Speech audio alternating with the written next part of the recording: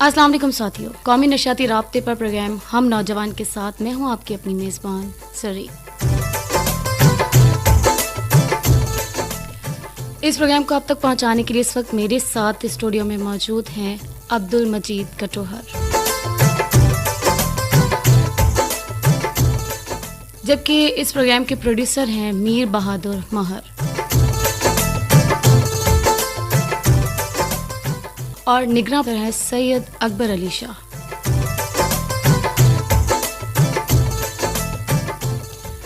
جی ساتھیوں، کیسے ہیں آپ سب؟ ہمیشہ کی طرح آپ سب کے لیے دعائیں کہ آپ سب خیر و عافیت سے رہیں، خوش رہیں، آمین۔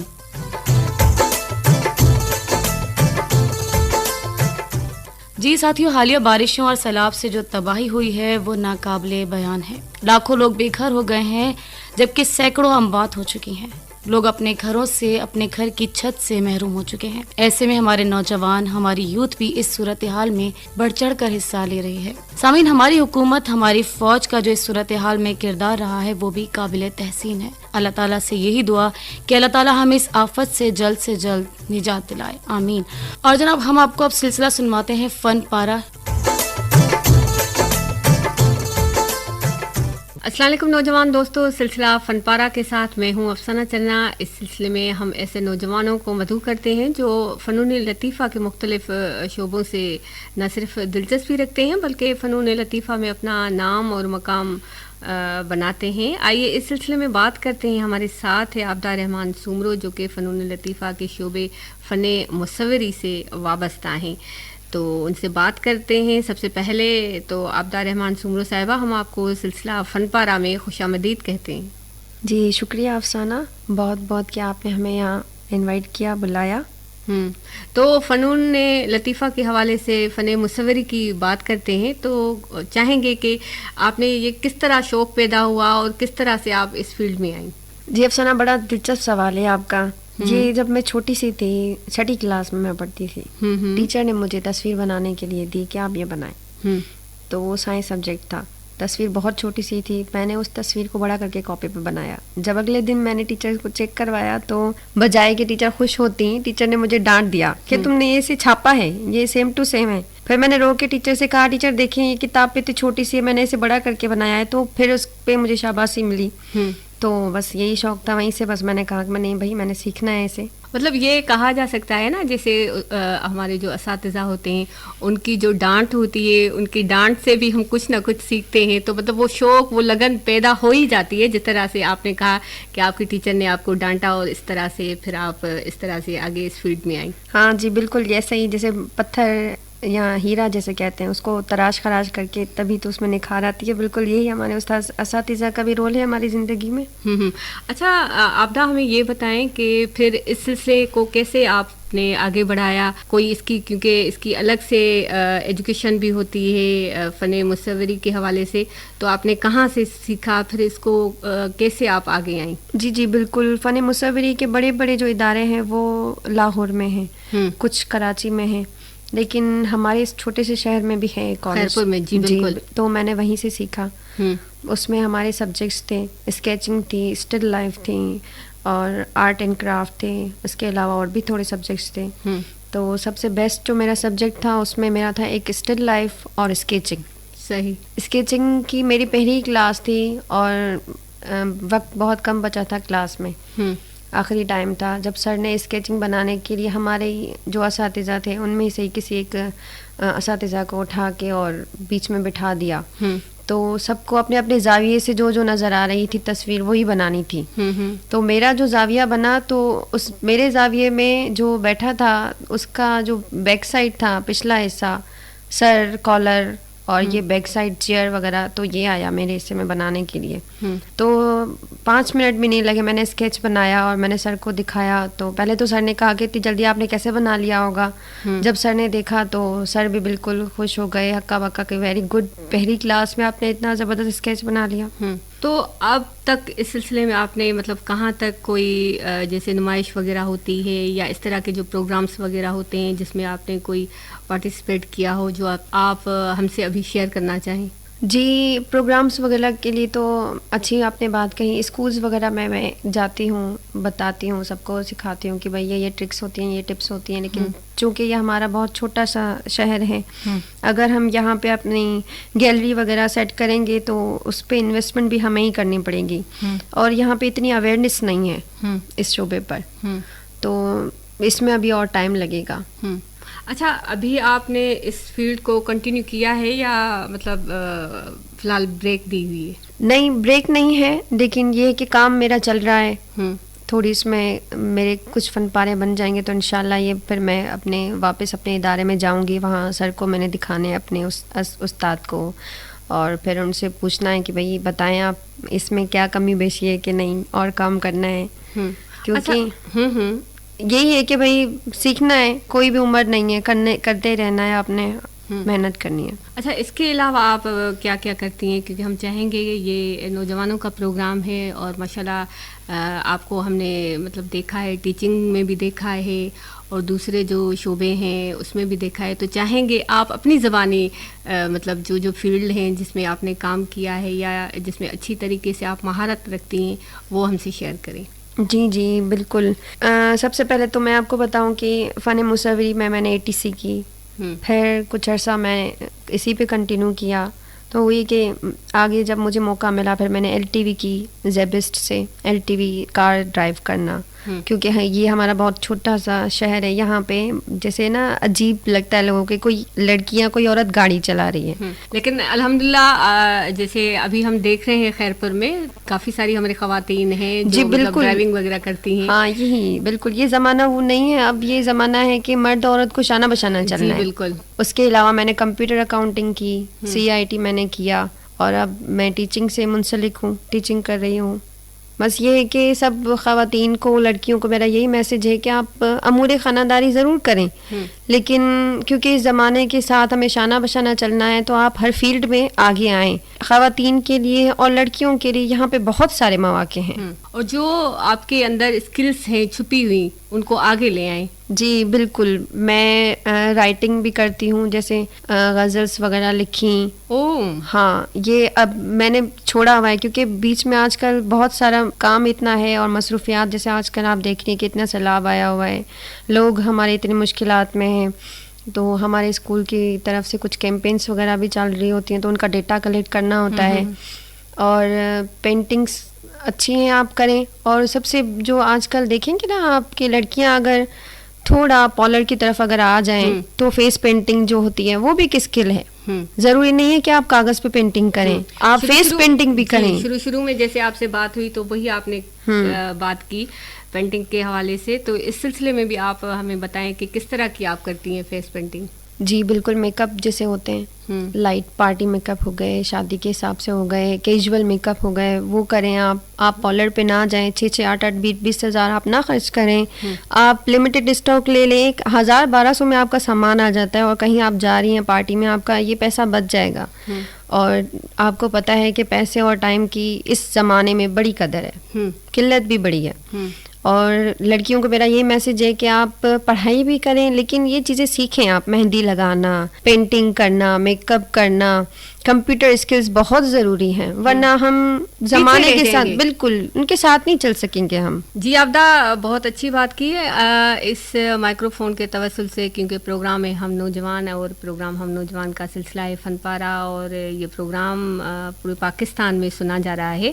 تو ہمارے جو ساتھی ہیں ان کو آپ کیا کہنا چاہیں گی, خاص طور پر جو ہماری بچیاں ہیں یا جو ہماری فیمیلز ہیں, خواتین ہیں, تو خاص طور پر جو فنون لطیفہ کے اس طرح کے شعبے ہیں تو ان میں وہ اسکلس ہوتی بھی ہیں لیکن وہ ان کو چھپاتی ہیں, پیچھے ہو جاتی ہیں, تو ان کے لیے آپ کیا کہیں گی؟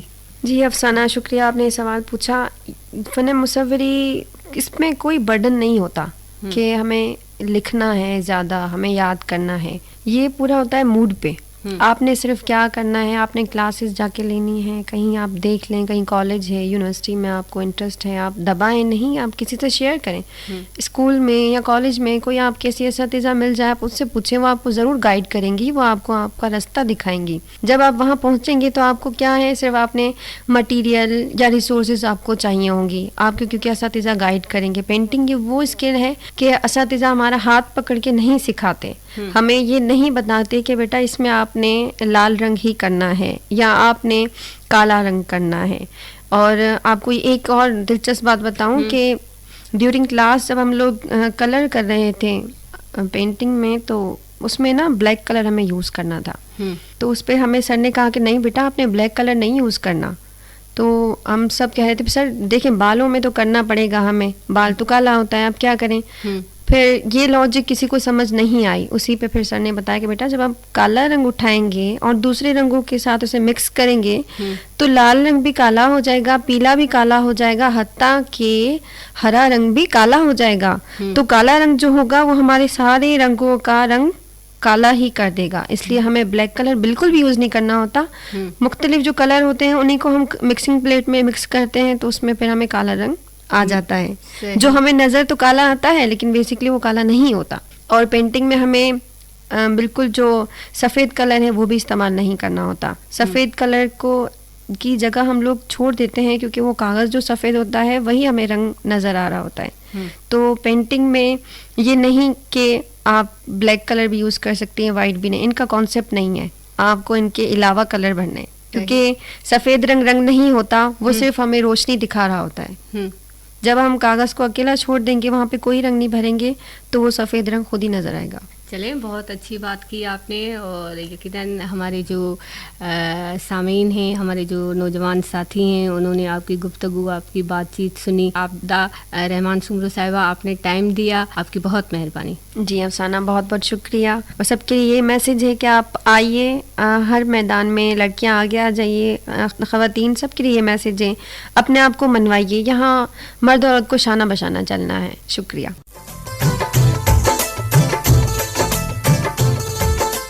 جی جناب، سلسلہ آپ نے سنا فن پارا. اب ہم اپنے تمام ساتھیوں کو سنوانے جانے خوبصورت سا نغمہ.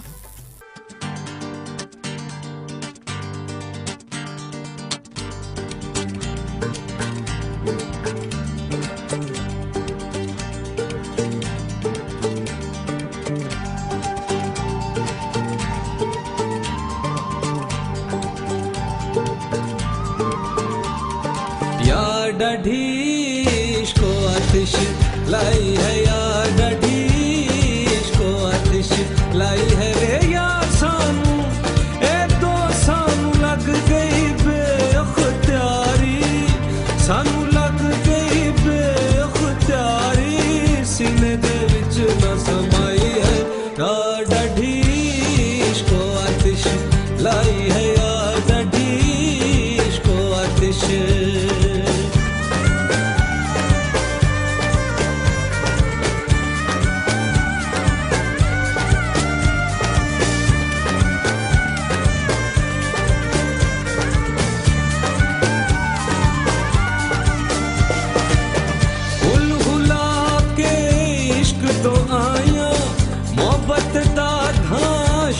مچایا ہل ہلا کے عشق دو آیا، محبت دا تھا شور مچایا، تھا ناچ نچائی ہے یا ڈھیش کو آتش لائی ہے یا ڈھیش کو آتش لائی ہے رے یا.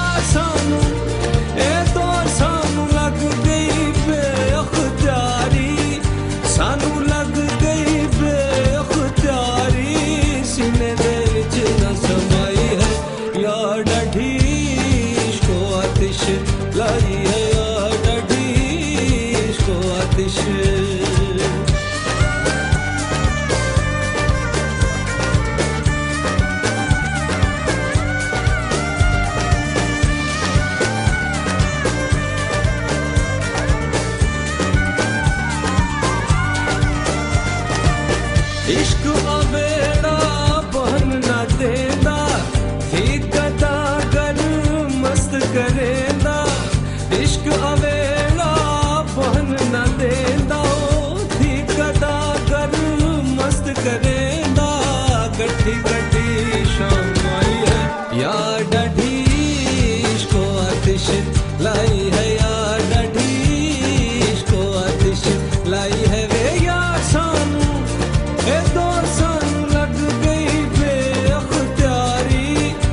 ਸਾਨੂੰ ਲੱਗ ਗਈ ਬੇਖਤਿਆਰੀ ਸੀਨੇ ਦੇ ਵਿੱਚ ਨਾ ਸਮਾਈ ਹੈ ਯਾਰ ਡਾਢੀ ਇਸ਼ਕੋ ਆਤਿਸ਼ लाई है यार डढ़ी इश्को आतिश।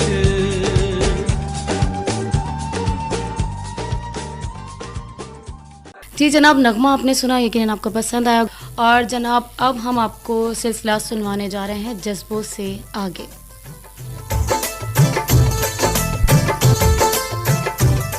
अस्सलाम वालेकुम नौजवान साथियों, सिलसिले के साथ मैं कलीमुल्लाह शेख आपकी खिदमत में हाज़िर हूँ। हमारे सिलसिले में मुख्तलिफ़ फील्ड से वाबस्ता टैलेंटेड नौजवान हमारे स्टूडियो में आते हैं, उनके इंटरव्यूज़ आप तक पहुँचाते हैं।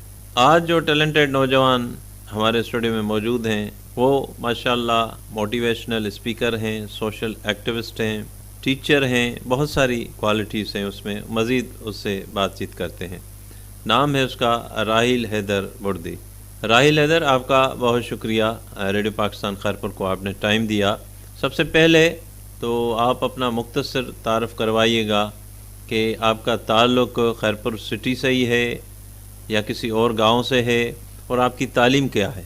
सबसे पहले रेडियो पाकिस्तान खैरपुर का बहुत शुक्रिया जिन्होंने हमेशा रेडियो पूरे पाकिस्तान में रेडियो सुनने वालों के साथ मदऊ किया और हमारी आवाज़ सुनने वालों तक पहुंचाई। जैसा कि मेरा नाम राहिल हैदर बुर्दी है, मेरा ताल्लुक़ खैरपुर के एक गांव से है, प्रियालो शरीफ, और पिछले 4-5 सालों से मैं खैरपुर शहर के अंदर रिहाइश पजीर हूँ और मेरी इस वक्त शाह अब्दुल लतीफ़ यूनिवर्सिटी से मैं मास्टर्स इन इंग्लिश लिटरेचर की तालीम हासिल कर रहा हूँ।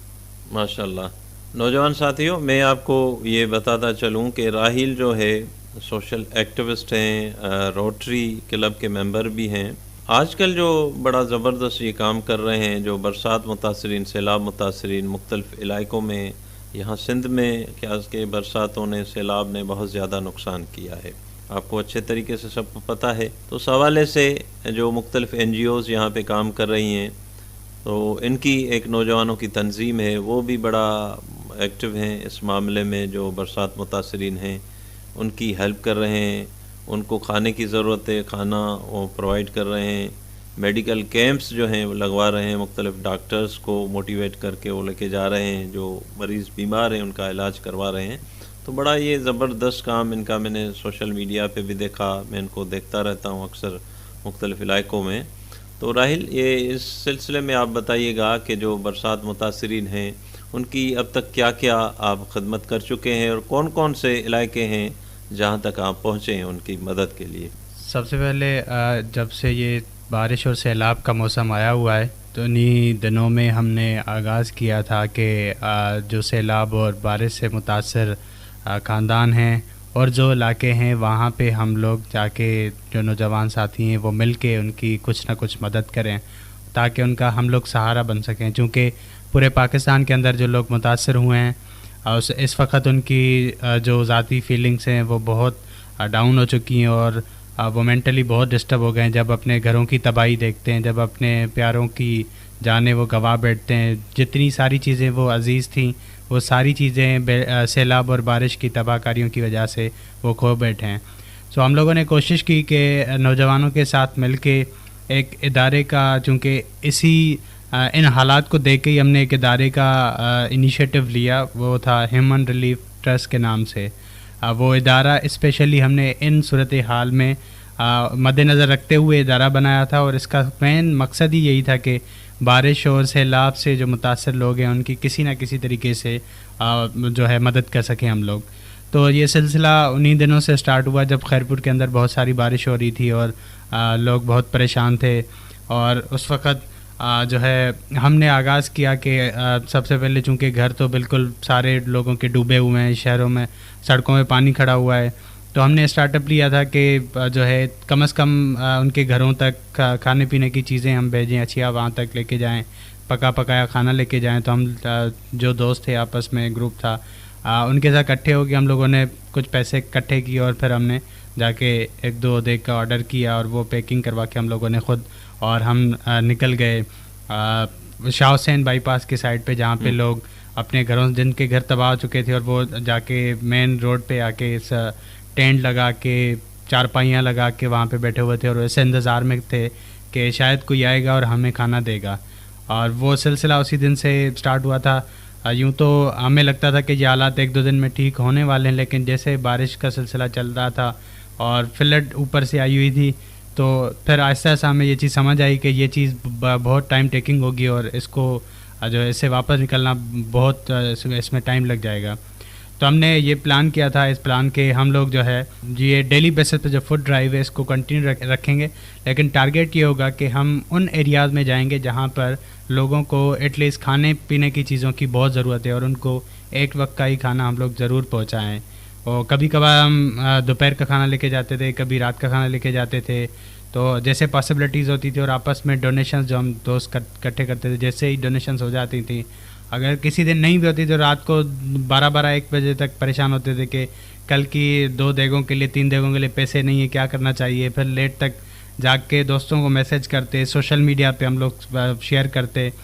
پھر ایسے بھی ہوتا تھا کہ اگر رات کے 12 بجے تک کوئی ڈونیشن نہیں ہوتی تھی، رات کو 2-3 بجے تک اس پہ میسیجز کرتے، دوستوں کو اپروچ کر کے صبح جب اٹھتے تھے تو ہمارے اکاؤنٹ میں پیسے آئے ہوتے تھے اور کوئی نہ کوئی سلیوشن نکلا ہوتا تھا. اور پھر ہم سوچتے کہ یہ ہمارے دوست آپس میں مدد نہیں کر رہی ہے، یہ بھی ہماری خدائی مدد کر رہا ہے اس میں. اور پھر اگلے دن ہم اسی حوصلے سے پھر نکل جاتے تھے. اور اس وقت ہم نے ان صورتحال میں جو ایریاز کور کیے ہیں وہ زیادہ، اگر میں بتاؤں تو رورل ایریاز کو ہم نے ٹچ کیا ہے.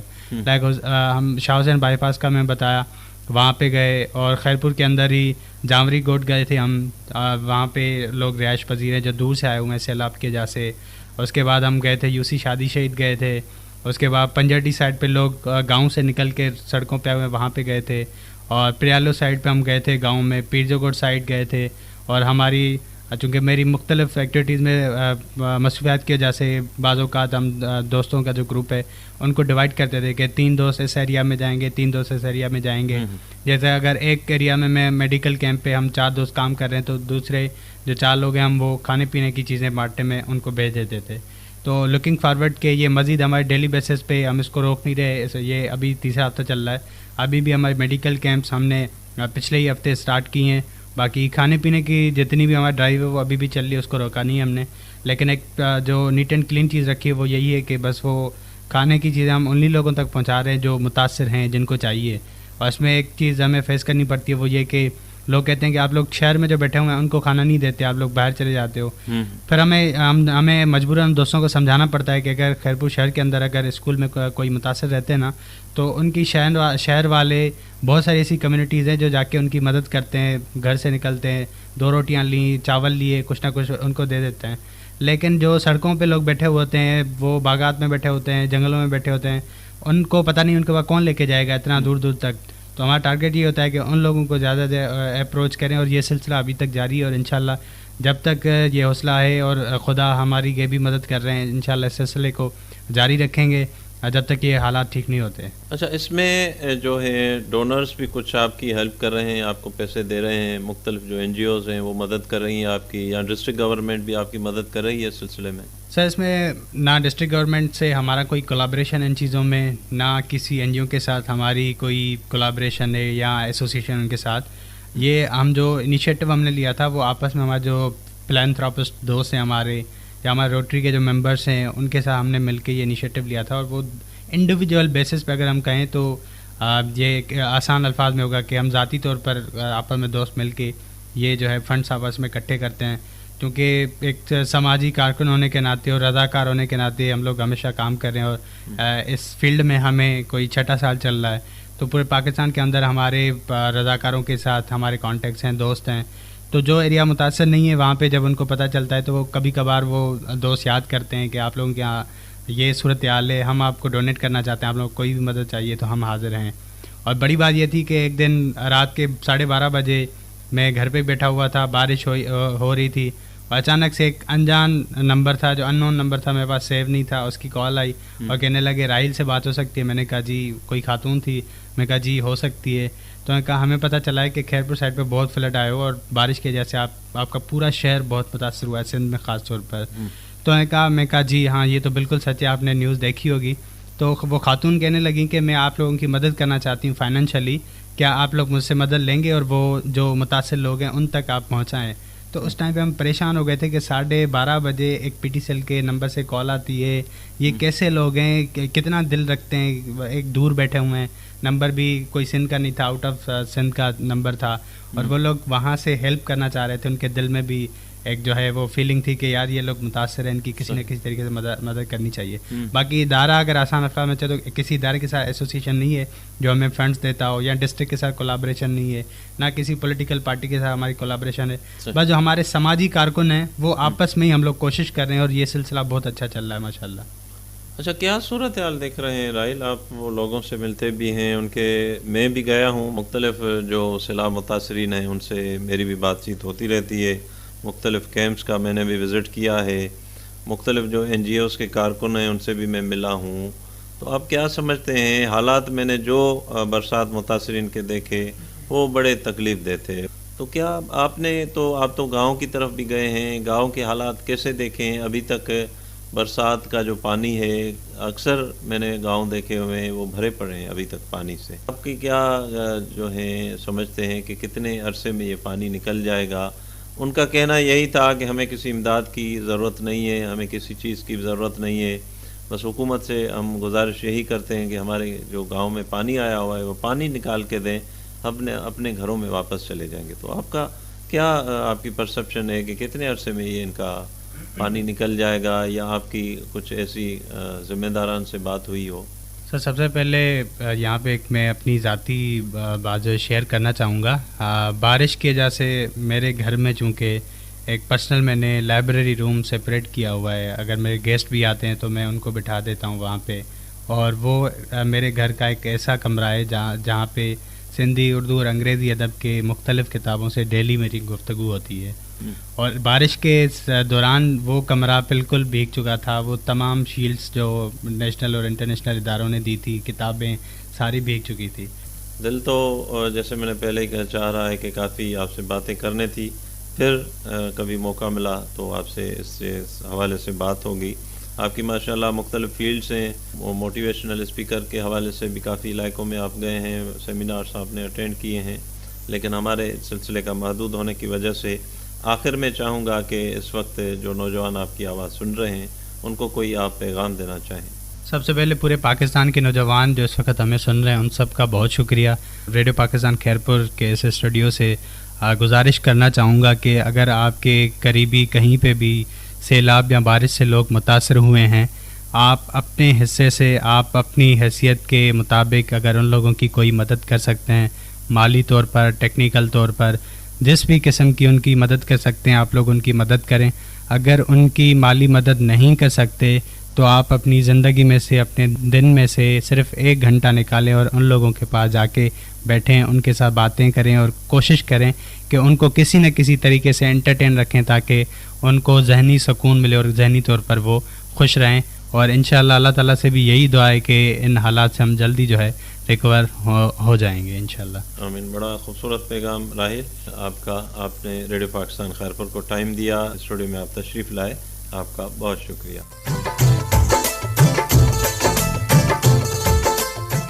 جی جناب, ابھی آپ سلسلہ سن رہے تھے جذبوں سے آگے, اور اسی پر جو ہے وہ ہمارے پروگرام ہم نوجوان کا وقت پہنچا اپنے اختتام پر. اس وقت میرے ساتھ پینل پر موجود تھے عبد المجید کٹوہر, پروگرام کے پروڈیوسر تھے میر بہادر مہر, جبکہ نگراں سید اکبر علی شاہ, اور یہ پیشکش تھی ریڈیو پاکستان خیرپور کی, اور میں تھی آپ کی میزبان زرین, اور زرین کو دیجیے اجازت. اپنا ڈھیر سارا خیال رکھیے گا, دعاؤں میں یاد ضرور رکھیے گا. اللہ نے کے پاس.